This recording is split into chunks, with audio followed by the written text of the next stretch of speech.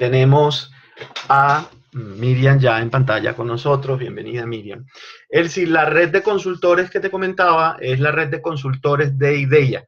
En la web de IDEA, que es www.institutoideya.es, puedes entrar a la red y observar los consultores y las organizaciones que forman parte de esta red que Miriam muy generosamente ha ido creando con todos nosotros. Entonces, ya estamos sobre la hora. Mi querida Miriam, bienvenida. Como siempre, déjame ponerte el audio. Ahora sí.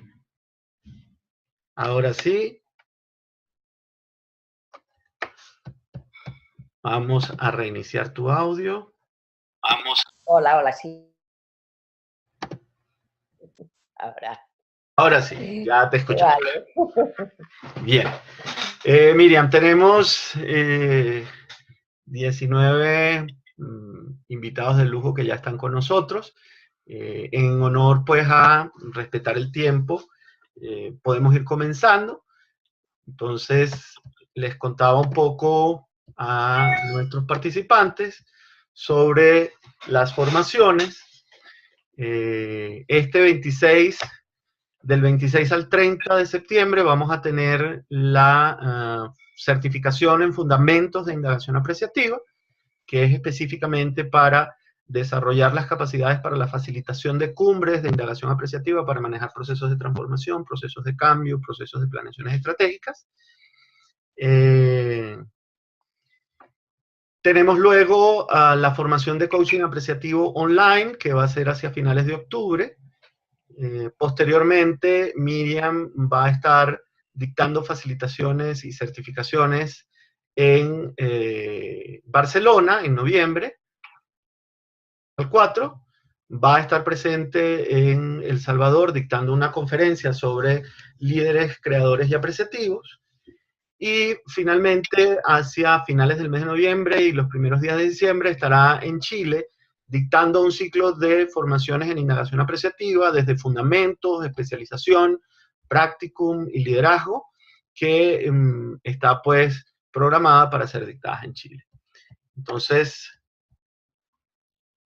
digamos que ese es un poco el programa que tenemos en la mira hacia los próximos meses. Para quienes estén interesados, a vuelta de correo van a recibir un correo de seguimiento a estas sesiones, y a vuelta de ese correo, si desean recibir más información, pues se las haremos llegar gustosamente. Mi querida Marcela Cam, desde Mallorca, bienvenida. Solamente nos verás a Miriam y a mí en este momento porque estoy haciendo la introducción, ya luego solamente vas a ver a Miriam. Y chequea por favor el audio de tu computadora. Quisiera chequear con todos los participantes si nos escuchan perfectamente, porque Marcela me reporta que no tiene audio. Sin embargo, creo que el resto de las personas nos está escuchando. Tal vez Marcela, mira a ver si el volumen lo tienes. Dice Andreina que escucha perfectamente. Perfectamente. En Chile también lo estamos escuchando bien, acá en Colombia. Entonces, mi querida Marcela, tal vez quizá un poco a ver dónde en el volumen de tu equipo, y para que puedas apreciar el audio. Como les decía también hace un momento, este webinar está siendo transmitido en simultáneo a través de Facebook Live. Entonces, pueden ir a mi perfil personal de Facebook, que es Félix Viloria Landaeta, y allí pueden entonces también disfrutar del webinar que está siendo transmitido en directo a través de la plataforma de Facebook Live.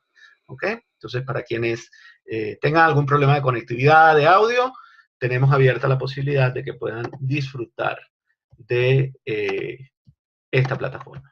Bueno, ahora sí, los dejo entonces con mi querida Miriam. Miriam, ya hice los honores de la presentación, ya hablé acerca de tu trayectoria, Y solo para dejar esto aquí, más desde mi experiencia personal y desde mi trabajo con Miriam en estos últimos 3 años, es un ser humano que ilumina cuando está en su presencia, cuando nos regala su presencia, una mujer generosa para entregar sus conocimientos y además una gran maestra. Entonces, espero pues que disfruten este pequeño espacio tanto como yo he disfrutado todas mis interacciones con Miriam en estos últimos 3 años. Bienvenida y la audiencia es toda tuya. Muchísimas gracias. Y bueno, qué maravilla esta tecnología que de tantos países y de tantos lugares podemos estar aquí reunidos y conversar sobre temas que nos importan a todos. El tema de la gestión del cambio es un tema que nos toca profundamente, porque hay cambios que uno planifica, en cambio hay cambios que vienen repentinamente casi impuestos. Por ejemplo, con el terrible caso que estamos viendo de los huracanes, y que una persona de la noche al día o menos, en menos de una hora se queda sin casa. Entonces, es un cambio brutal. Pero hay otros cambios que nos afectan más porque tienen que ver con la vida, pues cuando se muere un hijo en un accidente o cuando de repente la electricidad deja de funcionar, o como pasó en British Airways hace unas semanas, que debido a un ataque cibernético, cientos de vuelos tuvieron que ser cancelados porque no se podían organizar debido al caos cibernético. Entonces, claro, estamos en un momento de la historia en que hay un tipo de cambio que nuestros abuelos o bisabuelos quizá tenían una vida un poco más estable, quizá, porque el cambio es ley de vida y de hecho lo que no es normal es que no haya cambio, es decir, que siempre hay algún cambio.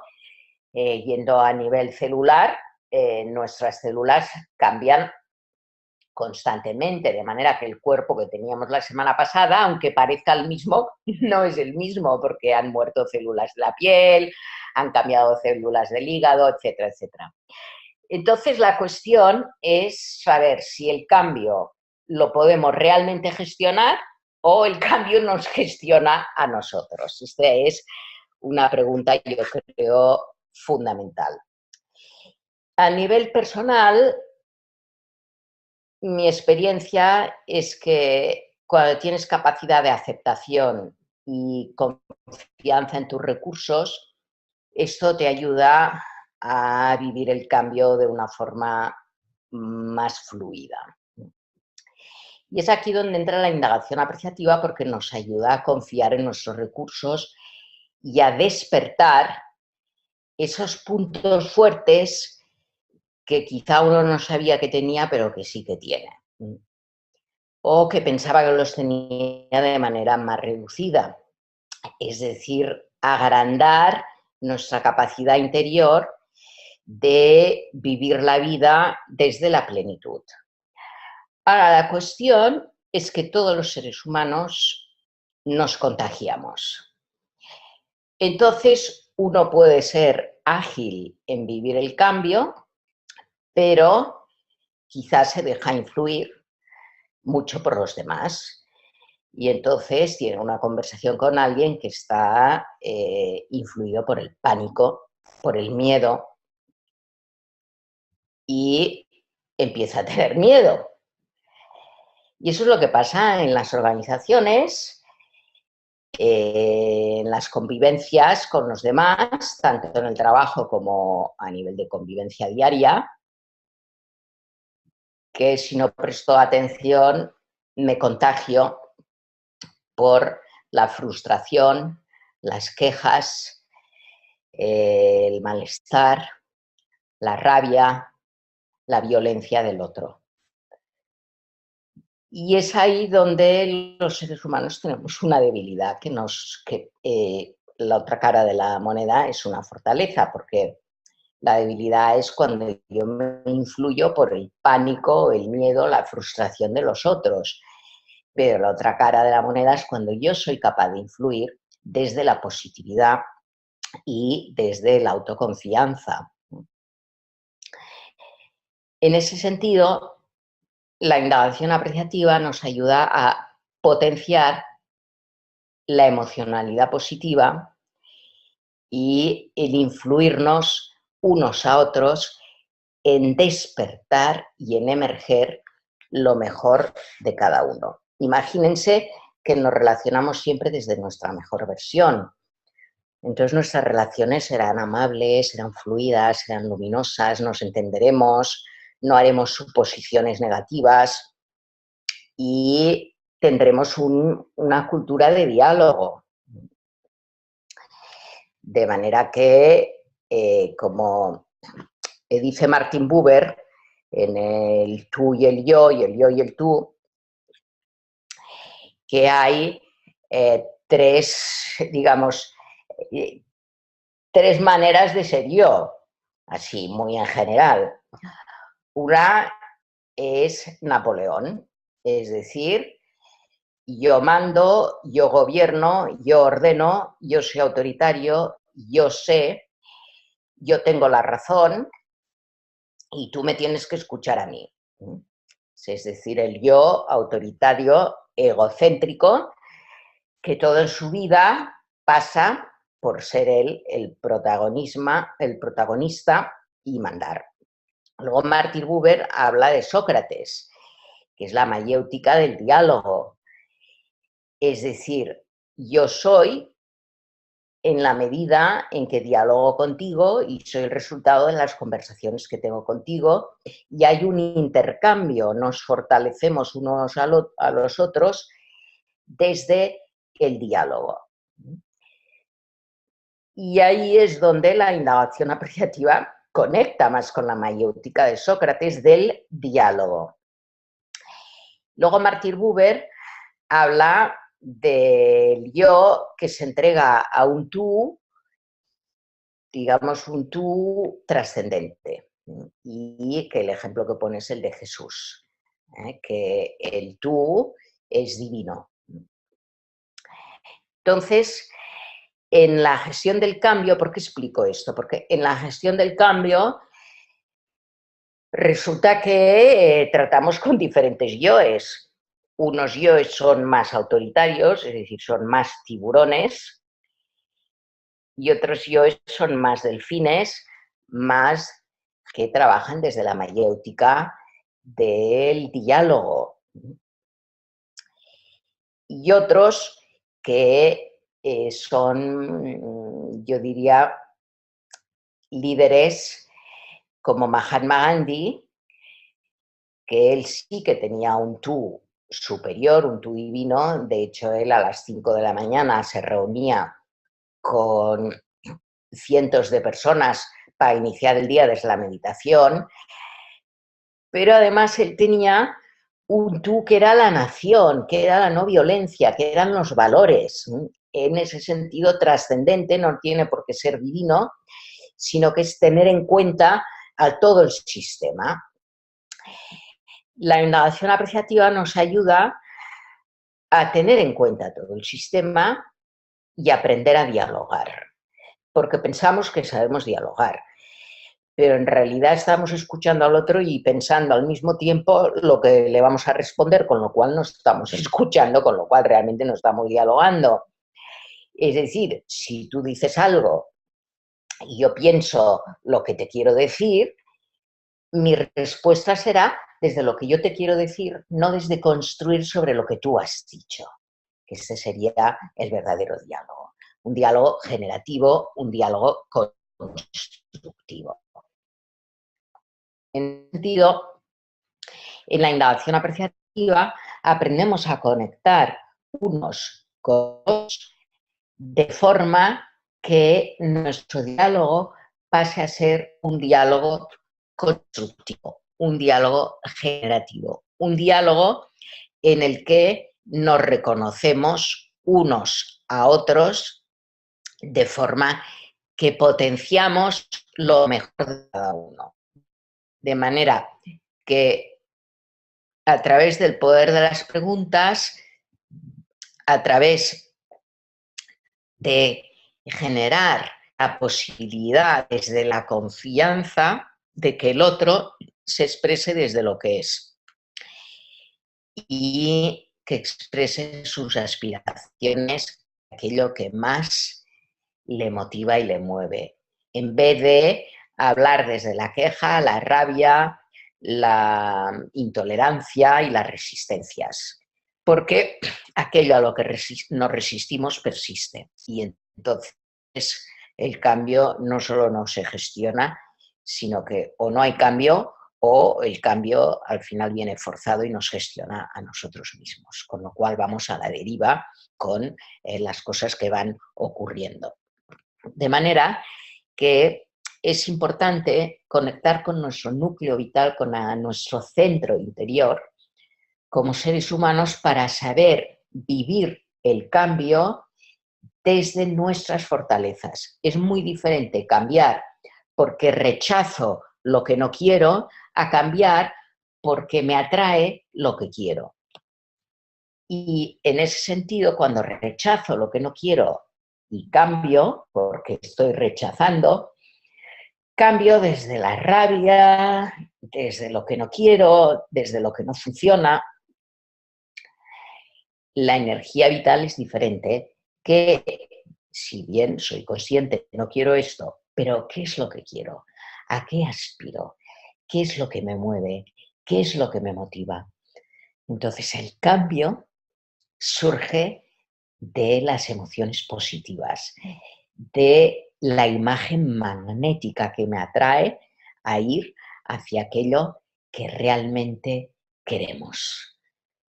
Cuando eso lo conseguimos a nivel colectivo, el cambio es muy potente, mucho más ágil, más efectivo y nuestras relaciones son mucho más fluidas. Porque, claro, si me relaciono con el otro desde el rechazo, desde el miedo, es muy diferente que si me relaciono desde lo que me atrae, lo que me gusta, lo que me motiva, lo que me inspira. Ahora bien, si vamos a las organizaciones, a la gestión de las empresas, de los equipos y de las organizaciones. La gestión del cambio requiere de una formación para que las personas sean capaces de adaptarse al cambio y de sintonizar con la visión de qué cambio estamos hablando, porque si no se habla del cambio, pero no se sintonizan las visiones. Entonces, en ese sentido, con la indagación apreciativa, ofrecemos formaciones in company para que los empleados, los trabajadores, los equipos puedan alinear su visión y alinear sus acciones. Muchas organizaciones ya tienen un departamento de formación, pero van haciendo pequeñas formaciones o grandes formaciones según van viendo que es necesario. Hay un momento en que esa formación hay que sistematizarla y desde la sistematización se puede organizar una mejor formación. Un departamento de formación que simplemente va haciendo pequeñas formaciones sería como el nivel 1, pero cuando ya sistematizamos las formaciones, sería como el nivel 2 de lo que sería ya una universidad corporativa o un departamento de formación más sistematizado, que las formaciones pues tienen una regularidad y todos los empleados pasan por esas formaciones. De todas maneras, lo que queremos es no solo que la gente se forme, sino que ese cambio esté en las reuniones, esté en la manera de funcionar de la organización, esté en el comportamiento de las personas, y eso ya sería pasar a un tercer nivel de una universidad in company, donde se logra no solo que las personas pasen por las formaciones, sino que ese cambio del que estamos tratando en las formaciones ya se vea reflejado en el comportamiento, en las reuniones, en la toma de decisiones. Y,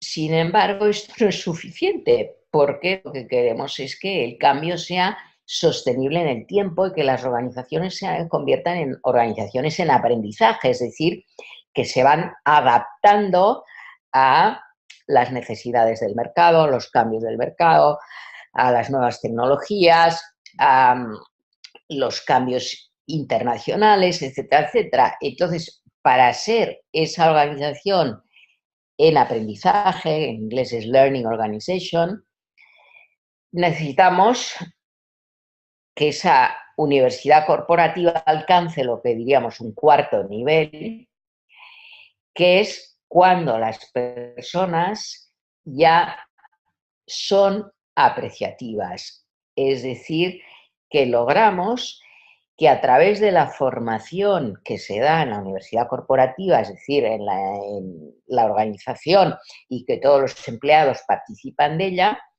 se introduce la indagación apreciativa como parte prioritaria del currículo, pero también se logra que las personas sean apreciativas, se abran al diálogo, como he comentado antes, y sean creativas y abiertas a la innovación y se sientan empoderadas.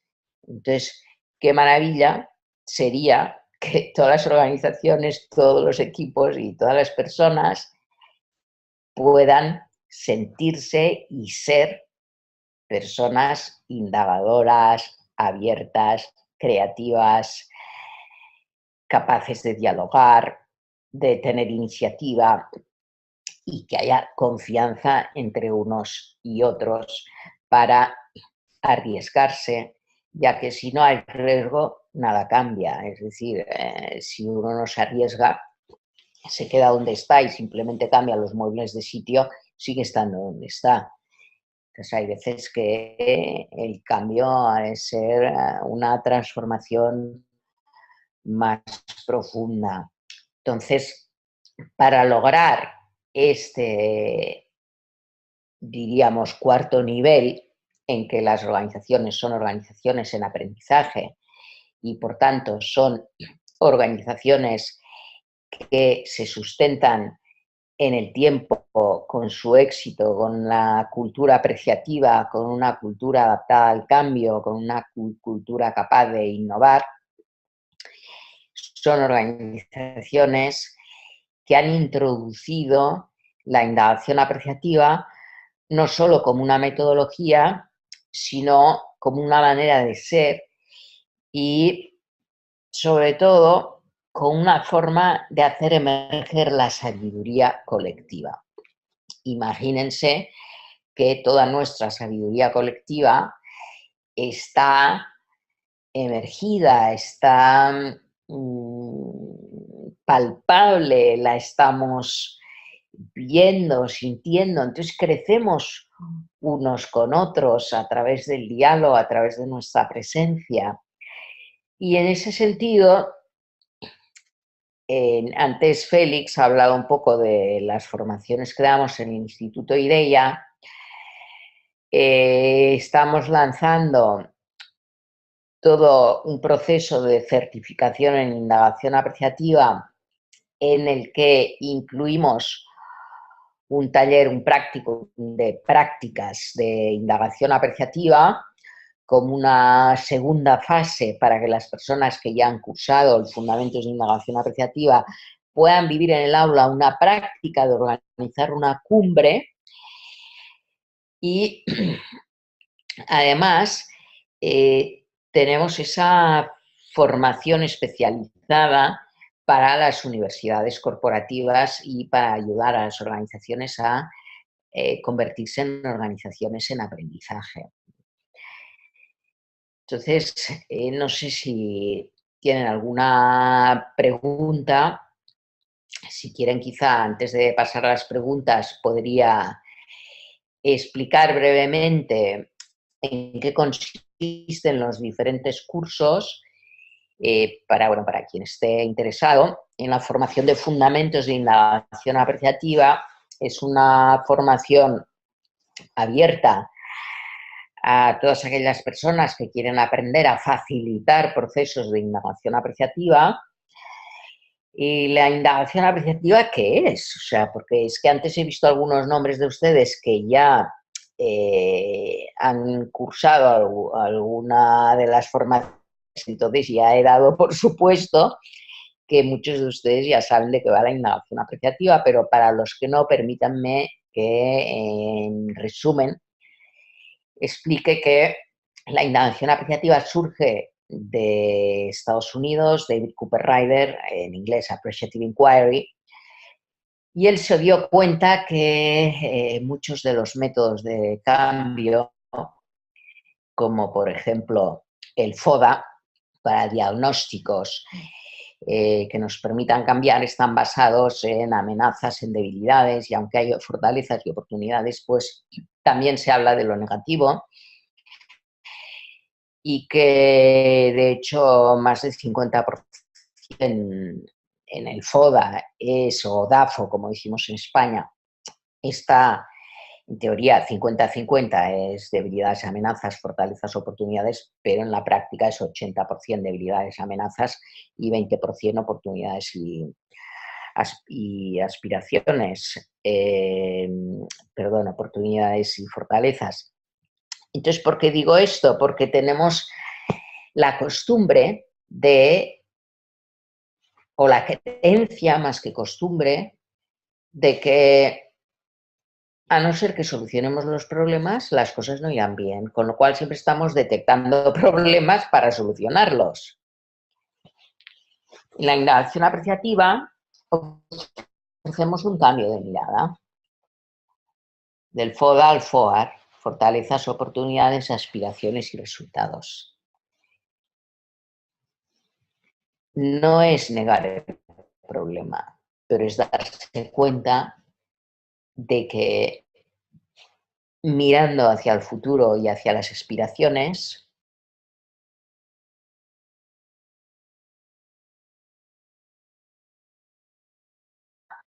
o del problema o de la amenaza, y cambiar, como decía antes, desde lo que nos mueve, desde la energía positiva. La indagación apreciativa trata básicamente de esto: encontrar el núcleo vital, el núcleo positivo de las personas, de los equipos, de las organizaciones.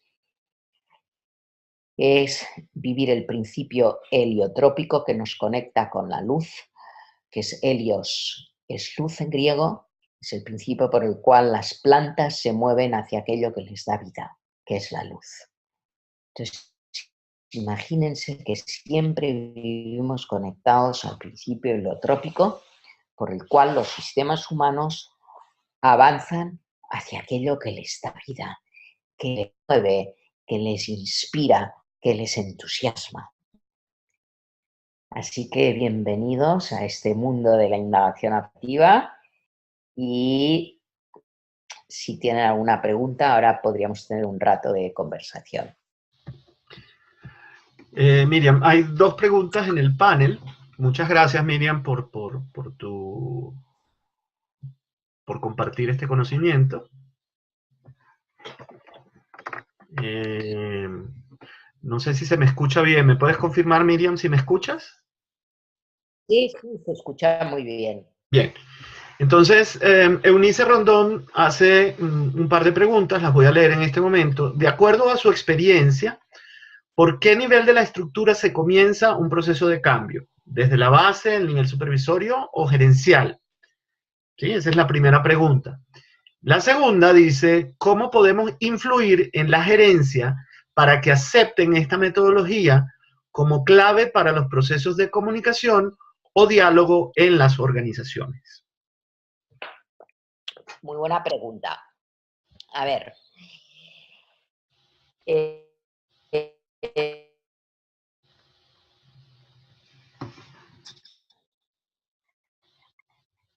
la no conozco organizaciones de Holanda, de Noruega, que funcionan muy diferente.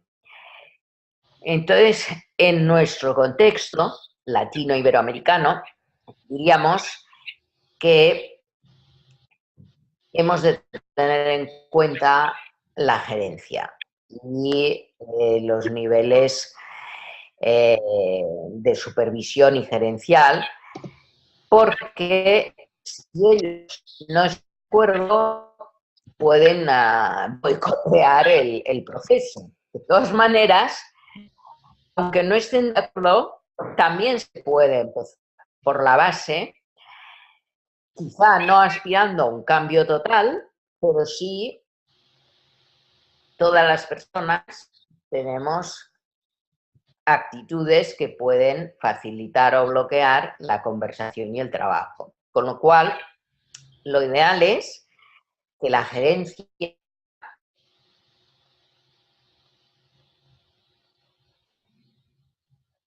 esto es el ideal. En el caso de que no se logre el ideal, también podemos hacer un trabajo con los empleados de base y empezar pequeños cambios que tienen que ver con las actitudes y las maneras de relacionarse. Y poco a poco ir contagiando para que desde la supervisión y gerencia vean que el empoderar a los empleados no es una amenaza a su poder gerencial, muchas veces lo que hay. Yo soy director y si doy la palabra y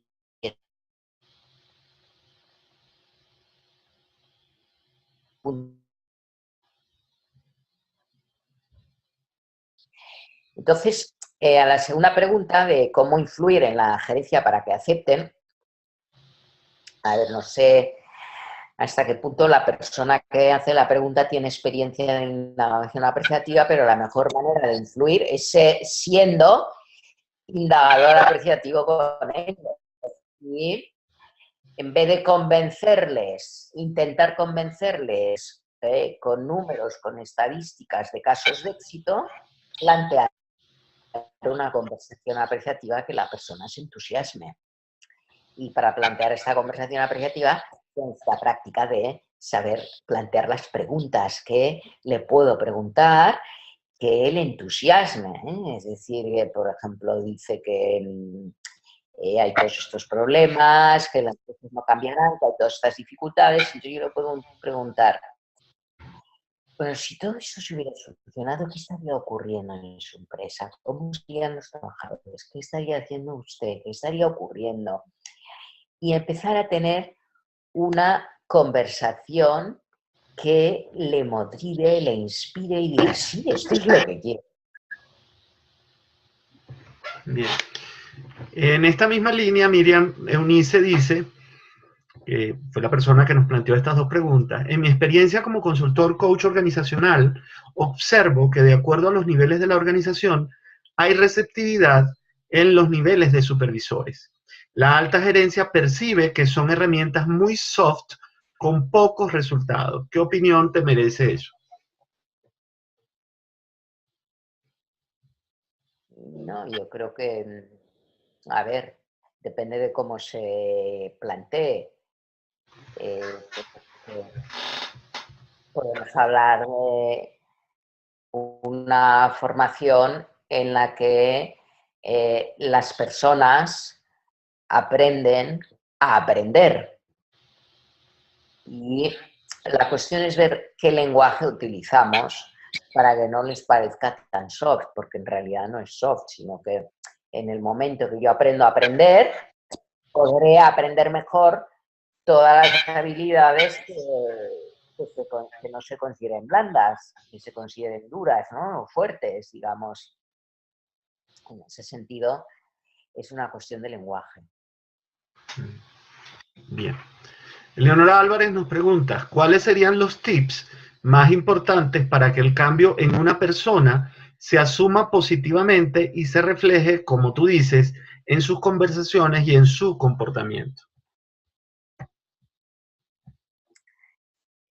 A ver, esta es una pregunta a nivel personal, entiendo.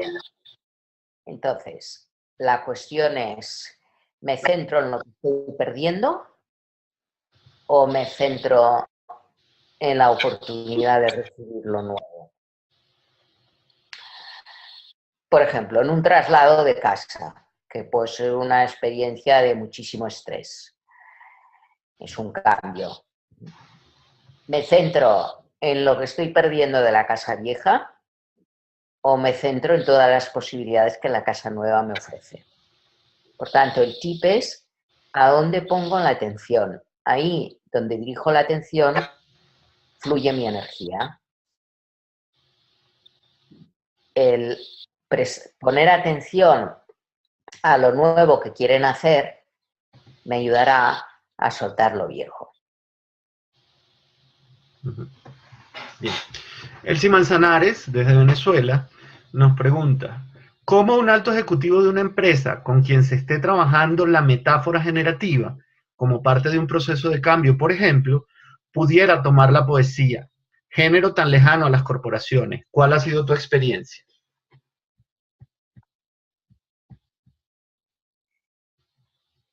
A ver, ¿quién tomar la poesía? Es que no lo encuentro dónde está la pregunta. Está en el chat, está en el chat. Vale. Sí.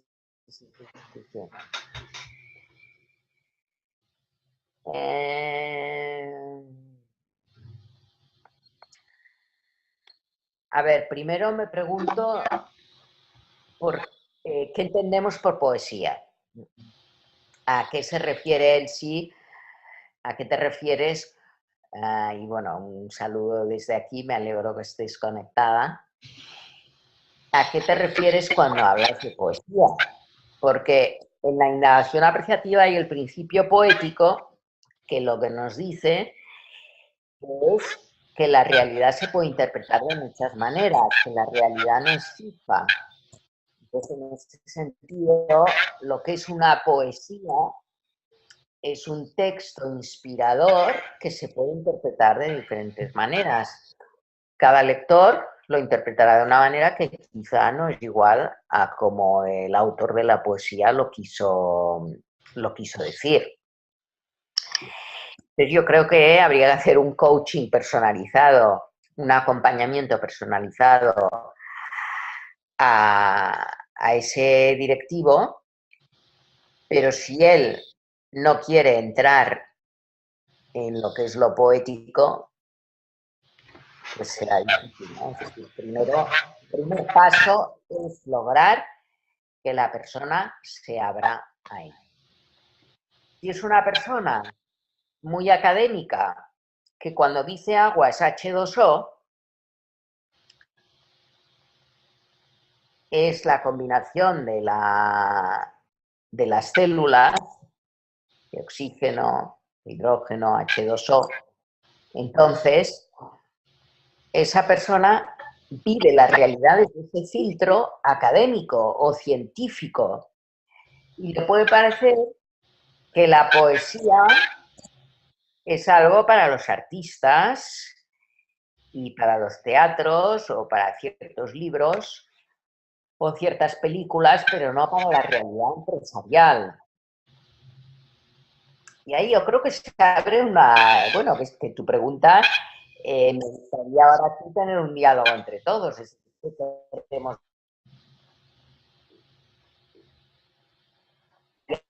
manejar una organización, ¿cómo sería un directivo que amara la poesía y que fuera poético?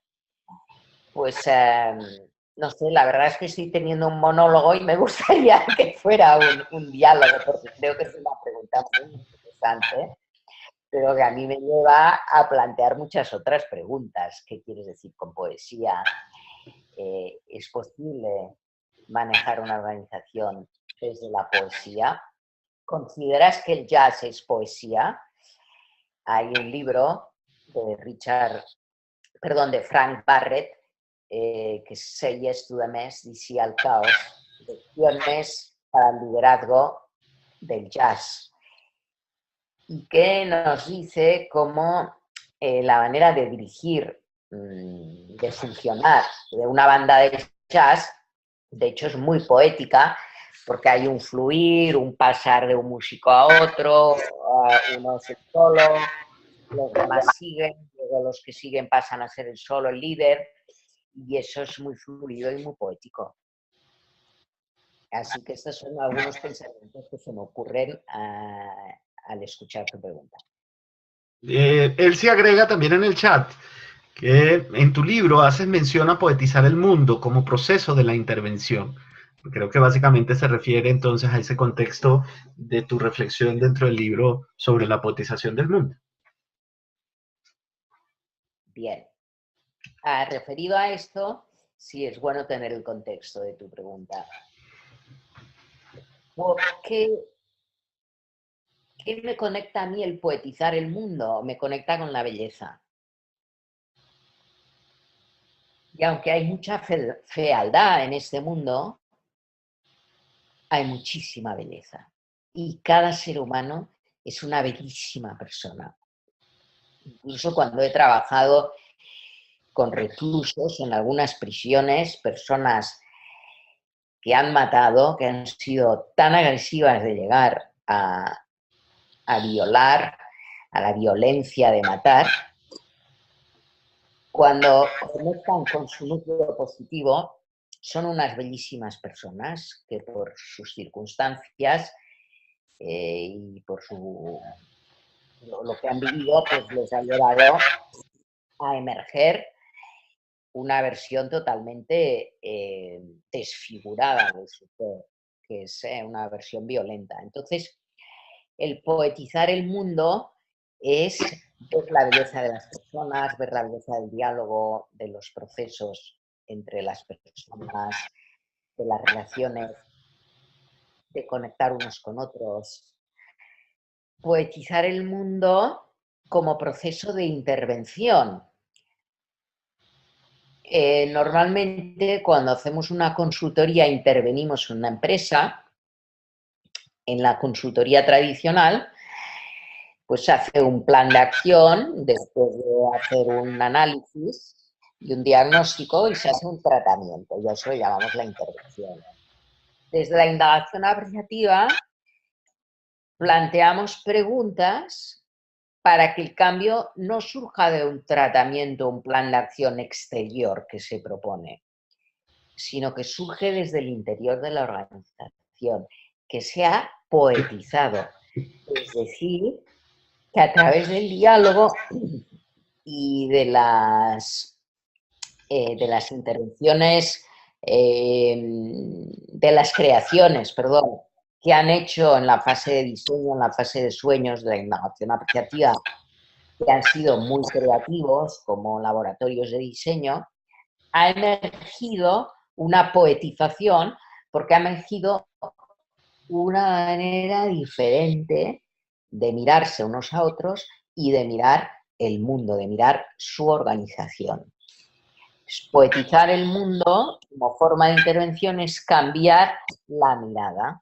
Básicamente, en esencia, sería eso. Y muchas gracias por tu pregunta, me parece muy bien. Bien, Miriam, ya nos quedan unos pocos minutos y en algún momento de tu respuesta hacia Eunice, en cuanto a por dónde iniciar este cambio, si por la alta gerencia, la base, la gerencia media, el audio no fue muy bueno. Yo no sé si puedes brevemente resumir tu reflexión acerca de esa respuesta, porque digamos que la conexión se perdió y tal vez nos pudieses regalar esa reflexión allí de manera sucinta. Sí, en esencia, lo ideal es empezar por la gerencia, que la gerencia esté involucrada, que esté entusiasmada, pero no en petit comité con ellos, sino con toda la organización o máximo número de representantes. Eso sí es el ideal. Pero aun cuando la gerencia no esté muy involucrada, merece la pena realizar una indagación apreciativa con todos los empleados o los que puedan participar, porque siempre podemos ir haciendo pequeños cambios y desde esos pequeños cambios finalmente llegarán las noticias a la gerencia de que esto funciona, de que esto da muy buen rollo, que el ambiente laboral es muchísimo mejor y entonces el gerente o la gerencia se abre a poder aplicar la indagación apreciativa más a un nivel macro. Bien, gracias, Miriam. Elsie Manzanares nos pregunta también, ¿cómo podemos seducir a los millennials en un proceso de transformación utilizando la indagación apreciativa cuando su pensamiento y las acciones van más desde la acción, lo inmediato y lo tangible?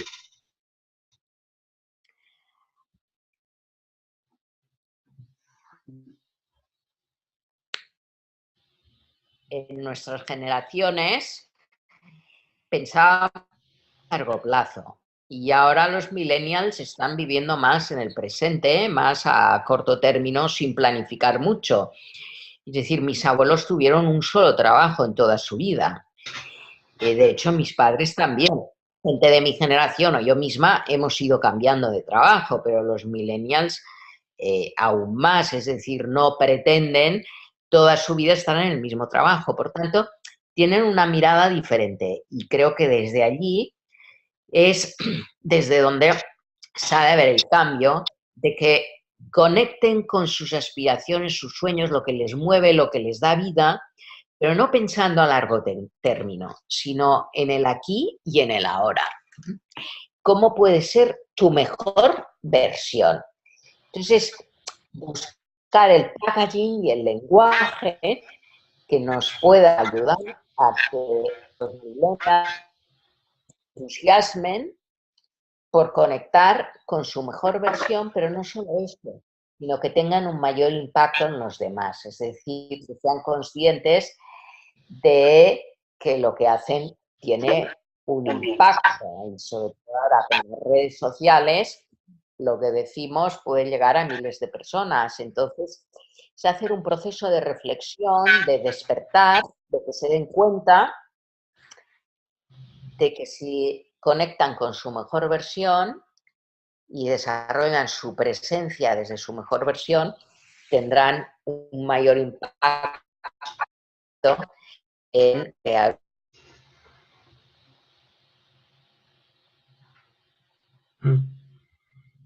Bien.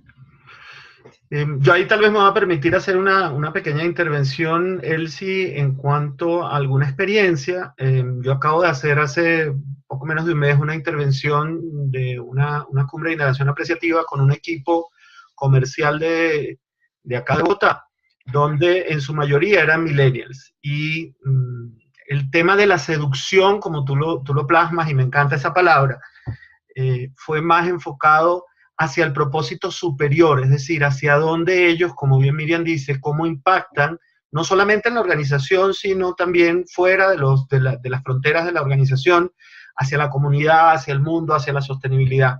Entonces creo que esa es una línea interesante cuando se diseña la cumbre, cuando se diseña el proceso, de contactar con esos propósitos superiores, con eso que ellos sienten que pueden impactar y que pueden generar mucho más valor más allá de la transaccionalidad del día a día del trabajo, es cómo conectarlos hacia ese proceso. Me permito como que ponerlo allí porque fue algo que me tocó manejar en una intervención hace poco y fue muy productivo engancharlo desde ahí. Miriam, Marcela Kahn nos hace dos comentarios. Entiendo de lo que has planteado que la propuesta apreciativa es, en primera instancia, un cambio de paradigma del otro. En tanto, trabajamos con ese otro. Primero de nosotros mismos para poder creer en el recurso de apreciar y generar esas preguntas en apreciar. Tus palabras me llevan a reflexionar en nuestros propios procesos en paralelo al del otro. Sí, evidentemente es un proceso personal y relacional. Es decir, que en la medida que yo me abro al otro, me abro también a mí misma. En la medida que me abro a mí misma, me abro al otro. En la medida que me abro a mis sueños, me abro a los sueños del otro. En la medida que me abro al otro, me abro a mis sueños. Es decir, que es recíproco y el otro se convierte en un espejo como proceso de revelación propia. Es decir, que te permite conectar con tus sueños a través de las conversaciones y de la escucha generativa. Bien. Bueno, no tenemos más comentarios ni más preguntas, ya estamos llegando a la hora de cierre. No sé, Miriam, si tú quisieras agregar algo más antes de despedirnos. Sí, uno es que ya hemos lanzado la formación de coaching apreciativo online y la verdad que dio muy buenos resultados, mucho mejor de lo que todos esperábamos. Estamos estudiando la posibilidad de hacer lo que son los procesos de indagación apreciativa para grandes grupos como fundamentos de indagación apreciativa, ver la posibilidad de hacerlo online. De todas maneras, de momento lo que sabemos que sí que ya ha funcionado es el de coaching. En pequeños grupos que podemos conversar y vamos a hacer otra edición de la formación de coaching apreciativo online, porque somos conscientes de que estamos en diferentes países y cuesta a veces encontrar los tiempos y los horarios en que uno pueda viajar y económicamente también es mucho más caro. Así que manténganse en conexión con nuestra web, con Félix, conmigo, para que les vayamos poniendo al día de nuestros avances en las formaciones que ofrecemos. Y quien no haya hecho la formación de coaching apreciativo, que sepa que bueno, la voy a hacer en Chile, pero este año 2017, pero también la voy a hacer online, la vamos a hacer junto con Félix. Así que en algún lugar, aquí, allí, a través de las redes, físicamente para poderles abrazar. Y muchísimas gracias, Félix, por organizar este espacio que nos permite compartir y seguir creciendo juntos. Gracias a ti, Miriam. Como siempre, una grata experiencia escucharte. A ustedes, nuestros queridos participantes, gracias por el tiempo, por la dedicación, por el haberle puesto el cariño a estar conectados con nosotros. Como les comenté al principio, van a recibir un correo de seguimiento sobre esta web seminar. Entonces, a vuelta de correo, si desean recibir información acerca de las formaciones, podemos gustosamente enviárselos. Igual ya están registrados en nuestra base de datos y vamos a enviar un boletín informativo con lo que se viene en materia de indagación apreciativa con Miriam y con la red de IDEIA, que les facilitará entonces tener una idea más clara de cómo será el horizonte de formaciones. Muchísimas gracias. Hasta una próxima oportunidad y espero que esta semilla de la indagación apreciativa pues comience a germinar en ustedes. Desde mi experiencia personal, desde mi propia vivencia, ha sido un cambio de la manera de ver el mundo, de la manera de afrontar, acercarme y aproximarme a las organizaciones. Y de verdad que los resultados y el efecto multiplicador, este efecto expansivo que tiene, es maravilloso para mí mismo, de la vida, desde mi propia manera de mirar y relacionar, ha sido un cambio, ¿vale? Entonces, les dejamos con nuestro agradecimiento, nuestro aprecio y esperando volver a encontrarnos, bien sea en este ciberespacio o en alguna sala de formación, en muy breve. Y a todos muchas gracias, muy buenos días, muy buenas tardes para quienes están en Europa y seguimos en contacto. Abrazos. Abrazos.